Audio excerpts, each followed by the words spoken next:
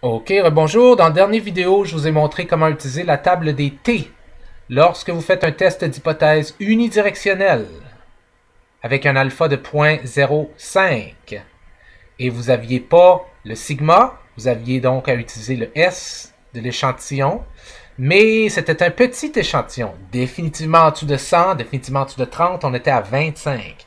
Et donc, on a dit qu'il fallait calculer, dans la table des T, il fallait aller calculer le T critique. Okay? On va refaire l'exemple si c'est au niveau bidirectionnel, parce que je vais vous montrer comment on utilise la table au niveau bidirectionnel maintenant.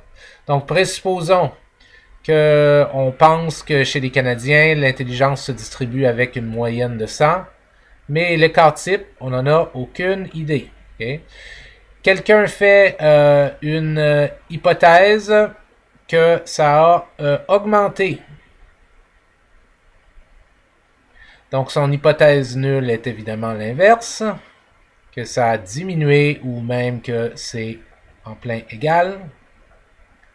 Et il veut tester cette hypothèse-là avec un alpha de 0.05, comme on fait toujours en psychologie. Remarquez qu'on n'est plus dans un test d'hypothèse unidirectionnel, on est dans un test d'hypothèse bidirectionnel ou bilatéral, ou en anglais two-tail, deux queues, littéralement, c'est ce que ça veut dire. Donc, si c'est oui, je continue. On va prendre un échantillon, mais imaginons qu'on, pour des raisons quelconques, on a un petit échantillon, 25, okay, qui nous donne un X-bar de, disons, 104 et un S de 12. OK. Et nous devons maintenant calculer notre T critique. Le T critique dépend de trois choses. Il dépend du fait que c'est 0.05, du fait que nous avons 25 personnes, parce qu'en effet, on doit calculer nos degrés de liberté qui sont n-1, soit 25 moins 1, ce qui est égal à 24. Donc 24 degrés de liberté. Le T critique dépend de ça. Et il dépend du fait aussi que c'est du bidirectionnel. Okay? On va aller voir dans la table pour du bidirectionnel à 0.05 avec 24 degrés de liberté. OK, donc, attendez que je trouve mon petit crayon. Ouais, ici. Donc, on est dans du bidirectionnel. Donc, on n'est pas dans one tail, on est dans two tails. Alors, on se balade comme ça et on sait qu'on a un alpha de 0.05. Donc, on s'arrête ici, à 0.05 pour du two tail. En passant, si vous regardez, le test vous dit que du 0.05 pour du two-tail, c'est égal à 2 one-tail de 0.025. C'est logique. Donc, 0.05 two-tails. On était dans du 24 degrés de liberté. On descend jusqu'à 24 degrés de liberté.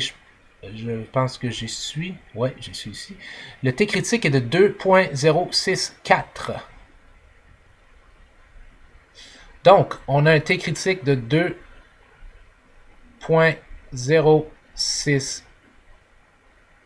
C'est donc le T à partir duquel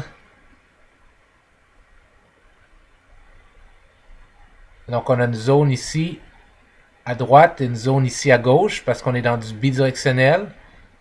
Et ici c'est 2.064. Et là ici c'est moins 2.064. OK, puis on a notre moyenne en plein ici, et sapristi. OK. Donc, qu'est-ce qu'il faut faire? Calculer notre TX bar.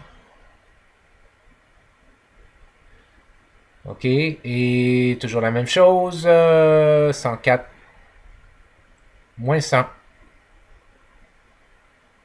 divisé par... Hey, oh, on n'avait pas calculé notre SX bar. Oups. On n'avait pas calculé. 12 divisé par la racine carrée de 25 qui est égale à 5. Ça donne 12 divisé par 5. Et il fallait évidemment que je prenne des chiffres compliqués. Je vais aller trouver ce que ça donne. Donnez-moi une seconde. Ça donne 2.4. 2.4. Alright. Donc, je plug mon 2.4 ici. OK, ça donne 4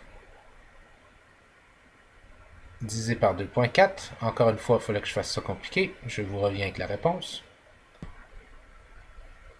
Ça donne 1.6666, 1.7. Bref. Alright, alors qu'est-ce qu'on a ici? On a un T observé de 1.7. On a un T critique de 2.064 ou moins 2.064. Mon 1.7 tombe entre les deux. Il tombe, disons, comme ici. Donc, no deal, on ne rejette pas l'hypothèse nulle. OK? Donc, c'est la même chose qu'avec le score Z, sauf que vous savez que quand vous êtes à du 0.05, si vous utilisez le score Z et que vous êtes dans le bidirectionnel, vous utilisez du 1.96. Mais pour calculer le T critique, c'est pas la même chose. Il faut savoir c'est quoi les degrés de liberté. Puis il faut aller dans la table. Puis dans la table, on trouvait 2.064. Okay? Voilà.